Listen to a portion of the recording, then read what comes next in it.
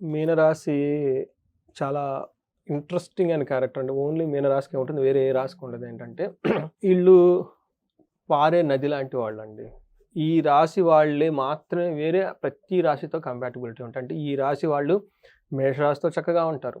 తర్వాత కన్య రాశితో చక్కగా ఉంటారు. కుంభరాశి, మకర రాశి అన్ని రాశుల వాళ్ళతో బాగా కనెక్ట్ అయ్యి ఉంటారండి. వీళ్ళు ఎవ్వరితో కూడా నొప్పించకుండా తానొప్పక తప్పించుకు తిరుగువాడు అన్నట్టు వీళ్ళు ధన్యుడు కొంచెం సుమతి అన్నట్టు. అన్నట్లు ఉంటారండి. అందుకని ఉమ్. వీళ్ళకి ఫిష్‌లు 2 ఉంటాయండి. ఒకటి పైకి, ఒకటి కిందకి. ఉమ్. కింద ఉంటే పైకి, పైన ఉంటే కిందకి ఉంటారు.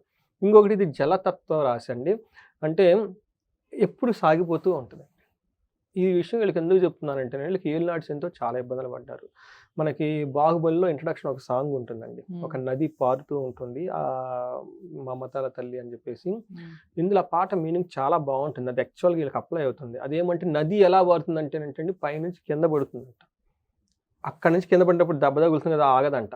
పారుతూనే ఉంటుందంట. వెళ్ళేటప్పుడు దారిలో రాళ్ళు, రప్పలు, కొండలు వస్తాయంటండి. తిరిగి వెళ్తుందంట. మధ్యలో రాళ్ళు వస్తాయంట. వాటిని మధ్యలో నుంచి చీల్చుకుని వెళ్ళిపోతాయి. అలా వెళ్ళిపోయి కొంత టయానికి ఆ ప్రవాహానికి రాళ్ళే కరిగిపోతాయి.